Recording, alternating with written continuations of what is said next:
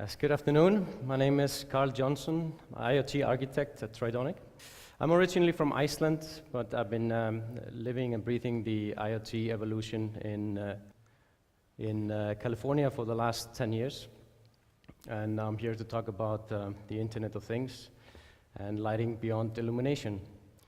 So aside from being able to do fun things like print your weather information on your toast or toast your weather information in the morning, what is IoT, and where is it today, and how can the lighting industry benefit from it by delivering new experiences and empower people to do new things with it? So first, IoT is the third generation of internet-connected devices. It started with the PC, where we had to go to a physical location to access the internet. Then we got the internet in our pockets, and today we can pretty much connect anything to the internet for any purpose. But internet-connected devices are typically constrained devices that don't have interfaces like displays, and many times run on batteries and serve a dedicated purpose like collecting sensory data around us on some information that can translate it into a service. This is not new information, it's been there all the time, but now we have a way to capture the information and do something valuable with them. There's been a huge technology push on the Internet of Things. Silicon providers continue to push the boundaries of capabilities, size, price, and power consumption of these devices. But also, as the Internet of Mobile has fully been adopted, there's a great need of and demand for controlling and monitor everything around you. The Internet of Things market size is quite huge, as projected by Cisco. They think that the market will be $14 trillion by 2022, and some thinks that's even conservative. And that's important for us, a good motivator, but not the most important thing. We want to make sure that we deliver services that have true value for our customers, that are scalable, secure, and future-proof. So if you look at IoT today, if you look at tech sections in media and news magazines, then you see most of the things that are talked about is IoT for consumers. And so there's no lack of smart security systems, smart locks, smart thermostats, and wearables like sport trackers, smartwatches. All of this is happening right now. This is where the IoT is today. But another interesting area, more related to us, is smart lighting. And smart lighting for consumers is also getting popular. In 2010, I launched the world's first internet-connected light bulb. And this was received with great excitement, but also with some skepticism. Now we have validated the market. 5 years later, there's over 10 different smart lighting solutions on the market, which proves that people want controls beyond the traditional lighting controls, like on, off, and dimming. So smart lighting wasn't about taking the wall switch and putting it into your pocket. It was about much more than that. It was about enabling schedules, scenes, colors, color temperature, tunable white, and things that were only available to the professional market before. But also opening it up for the community, for the Internet of Things community, to develop applications we couldn't even think about. There are tons of applications for these bulbs today, like making the light turn different color when your favorite soccer team scores, or making the light flash when your phone calls so you receive a text message. There are tons of applications out there for this. And as we see IoT devices and sensors evolve more, there will be even more integration with smart lighting. And I believe that smart lighting for consumers and professional market will start overlapping, and the gap will be smaller and smaller. So why is the consumer market ahead of the professional market? Why haven't we seen the same thing in the professional market until now? Well, it's because it's based on a well-known interface. It's based on our phone that we use many hours a day, and so there's no need to develop a dedicated interface. So for consumers, this is a little bit easier. Also, manufacturers can focus 100% on a single product. They don't have to deal with an ecosystem, and many times these devices come with dedicated gateways, which is becoming a problem because there's a limited amount of gateways you can stuff onto your couch. So there's a need for an ecosystem there. There's moderate expectations on the consumer market. Things don't have to be as bulletproof as the professional market. Worst case, if you have have any issue, you can call her and she can have a new firmware sent to you remotely. So in the professional market, there's great opportunities, but also challenges. The partnership ecosystems are very important, especially if you're looking outside in and trying to create a cross-industrial platform. That's why early partnerships and balanced risk-taking is essential.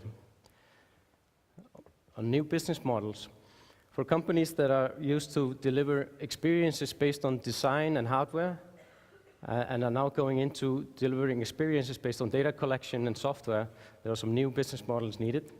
And this leaves room for great innovation, business model innovation, which is the key to business success with IoT.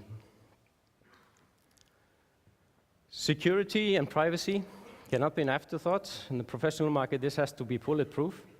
And privacy also needs to be agile enough to accommodate customers' needs on what they're comfortable with, but also regional needs, as many countries have their own laws on data collection and data ownership. So that's a consideration. And data management, how do you create values out of multiple sensors, like raw data that you've collected? And the point is, we don't have to be experts in that area. There are companies that specialize only on software analytics, but I want to mention a few examples of how data can be processed. So this traditional data processing is usually not that intelligent. It's more like creating a consolidated view of the data points you've collected. Like energy management as an example, you're not interested in seeing how much this light is consuming right now, but you might be interested in seeing what the building is using and how you can reduce the overall footprint of the building. Another way of analyzing data is pattern analysis. This form of analyzing is by analyzing data over time, and usually gets more intelligent the longer you go. So a good example of this is Facebook's face recognition, where every time a person tags somebody in a picture, Facebook's analytic engine gets smarter over time, not just in identifying that person, but in general, more intelligent, figuring out different angles of identifying faces. In the lighting industry, we could use this to detect user behavior and try to automate light based on that. Then there's true artificial intelligence, which is non-human assisted decisions that need to be made in split seconds, typically, by real-time inputs from multiple sensors. This is the hardest one to make and most expensive, but might also be relevant for lighting, especially in terms of context detection, if we want to create fully automated systems. The internet has a history of disrupting well-established businesses. Music industry was probably the first one to get the big hit, but since then there's been several disruptions. And here are some more recent examples of how the mobile of internet has disrupted several business in the service industry. I'm sure you all heard about the how Uber has caused turbulence with different taxi unions around the world, and by allowing people-to-people rental or taxi service. Airbnb is another example where you're cutting the overhead of running a hotel and allowing people to rent to anybody their home. Kayak eliminates the need of travel agent, and Car2Go, similar to Airbnb, allows you to rent your car to anyone. So there's been major disruptions on the mobile of internet, and the Internet of Things will even have more disruptions coming. I think this is very exciting for the lighting industry because we are used to disruptions. We just went through the LED phase, and so we're ready for the challenge. Many companies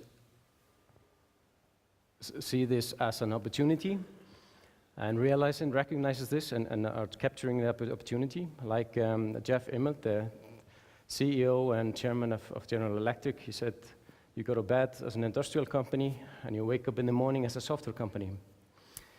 Other companies don't recognize it and fail to recognize the trend, like Microsoft Palm and Nokia's example of how they didn't believe iPhone would become a success. But even successful software companies and software and hardware companies are moving out of their comfort zone to create new experiences to follow the trend. As an example, Apple is now being rumored to make a car. So I'm not sure I would want to drive a car without the windows, but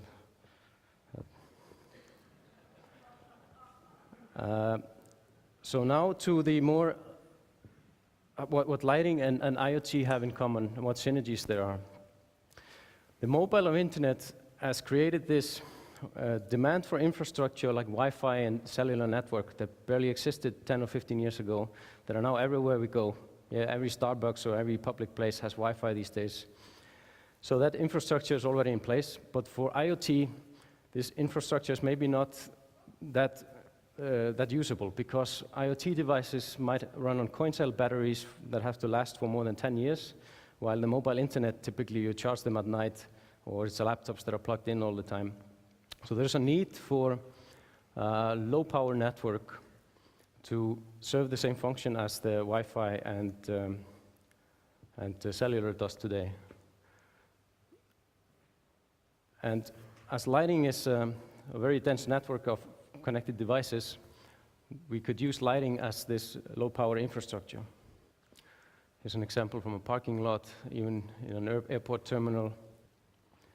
So why is lighting well geared to fill this gap? Well, first of all, lighting is everywhere. It's the most dense network of electronic connected devices in the world. It's estimated that there are 12 billion devices, 12 billion light points in the world. And lighting is connected. Whether it's an old-fashioned wall switch or a more advanced controller, lighting is usually connected to something. And lighting recently became digital, so not only can we modulate the light itself to transmit data over light, but we also have now electronic ballast, so adding a radio or a sensor to that ballast is a low-hanging fruit. So the bits and pieces are there for lighting to become the infrastructure for IoT. But there are also problems that IoT can solve for lighting. As an example, complex buildings can take days or weeks to commission these days. With Internet of Things, if we connect them, internet connect all the lights, we can do this much faster. We can reduce it down to hours or even minutes. This could help lower installation cost. Not just the installation cost, but also cost of ownership, because you can now service your light remotely. And even though most connections will probably continue to be wired, then wireless is also an option now, which is great for retrofits and dynamic environments like retail stores where you have to move things around frequently. And with connectivity, you can now have better quality assurance because we can monitor the performance and health of our equipment remotely. So I mentioned briefly that the values lighting can bring to IoT is the infrastructure. But when we have an infrastructure, it's also easy for us to offer data collection services. So we can collect data from third-party sensors. We don't necessarily have to own all the services or do all the analytics, but we can offer this platform to collect these data for other software companies that don't want to deal with the infrastructure or the hardware. They want to focus on their core within the software. And this leads to great partnerships that can offer services beyond lighting, using the lighting infrastructure. So just a few examples of lighting beyond illumination, of how we see that in our existing world. How could our existing world be improved with IoT? One thing is maybe an obvious thing, energy management and health status, as I mentioned, but there are also user applications like digital price tag. In a retail store, we could show price tag of a merchandise that's personally tailored to you, or we can even find a matching pair of socks to that shirt you picked out and navigate you to the place in the store that's located. Also, people love games. So gamification is also something that we could offer in retail. For example, allow reward points every time you enter a new branch of the store, or revealing VIP prices on demand when you're standing in front of the product. In connected building, similarly, energy management and health status, but also interacting with facility management sensors, like, for example, tracking when trash bins have to be emptied, when copy paper and toner is running out, checking when consumables like soap and napkin dispensers in the bathroom need to be replaced. In a big building, this could be a service that could be offered through the lighting infrastructure. But from a lighting point of view, personalized lighting is also something that we could offer in a building, not just allowing you to have manual controls of the lights on your desk, but also being able to connect them, for example, with your smart devices. And we can change the color temperature of the light if you're on the phone, or turning off your desk if your devices, if it detects that you're away from your desk and in a meeting or something, to save energy, but also visualize your people that you're not there, stuff like that. In navigation could also be useful for connected buildings. In a collaborative work environment, you could identify an empty desk and maybe an empty meeting room. You can navigate around the building if you haven't been there before. This could also be useful in maybe parking lots and educational institutions. So this was kind of flavor what we could do today with our existing world, but there's much more than that. We came from the old world, and we're now just past the LED revolution, and in the beyond lighting era, we're just touching the bare bottom. So in a smartphone analogy, we have created the smartphone now. We can make phone calls and text messages, but we haven't unleashed the App Store yet. So when we have a toolbox to open an App Store concept based on the lighting infrastructure, then that's when it really gets exciting. And we don't know what creators, makers, and lighting designers will do with this platform once it's out. But I look forward to this day. Some of the areas I've been following here is an example of using light with drones, or connected lights. This could be an exciting area for, right now it's being used for photographers. There are companies already making these for photographers, but this could be exciting for the entertainment industry, having drones flying out in the stadium, creating effects we haven't seen before. And the accuracy of these drones are now within 1 centimeter, so you could imagine mini drones creating lighting experience in shopping windows. They could have a charging base. And the last example here, I like to run at night, so when it's a little bit dark, and I always envision like having a drone in front of me lighting the path where I'm running, and maybe even serve as my personal coach. He could read my heart rate monitor from the wrist and control the pace based on that, as an example. So there's tons of opportunities, and drone lighting might become interesting. Here's another example of evolving technology. Virtual reality. It's been a while for many years, but more recently it's been transforming into assisted and augmented reality, where you basically have your field of view and you're adding virtual components into it, so you're not virtualizing everything. Google Glass, second version of Google Glass is being worked on, and HoloLens from Microsoft is coming out later this year that offers this technology. And lighting would have a huge benefit in helping these devices finding context awareness, which is the biggest challenge for them. So there could be a great play there. Even using semantics lighting to fill in virtual components where you don't have your goggles on would also be an area. So why is Tridonic well geared to enter the IoT space? Well, we ship 40 million light points a year, and imagine if all these were connected and there would be an infrastructure around it. Innovation is in our DNA. We've demonstrated this several times by being pioneers in new technology, and more recently we are one of the main drivers of all relevant IoT and lighting standards being developed right now, like the Connected Lighting Alliance and OpenAIS. So our goal is to deliver a groundbreaking platform that our family members of Zumtobel, Thorn, and other customers can use, and empower people to be creative with light with this toolbox.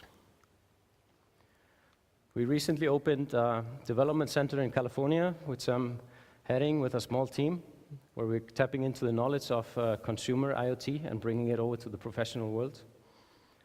And IoT is more than just technology. We want to reach to every corner of IoT, including high standards of security and privacy to protect our customers and our brand. At last, I want to show you a fun example. This is a Iron Man looking LED costume that I created, me and my son created together last Halloween. And it was controlled from your iPhone, or from an iPhone, to change the patterns. So we did this whole thing. We designed it, programmed, and assembled it in less than a weekend because of all the commodity IoT components that are available on the market today. It's getting so easy to create stuff like this yourself. So I can't wait to see this happen with the professional market when we have a toolbox that allows us to create creative things where we don't have to worry about security and interoperability and all the unsexy stuff. So that's the end of my slide. So the takeaways here: IoT empowers light to go beyond illumination. Lighting will be an important cornerstone for IoT as the infrastructure. And IoT is not science fiction, it's starting right now. Thank you.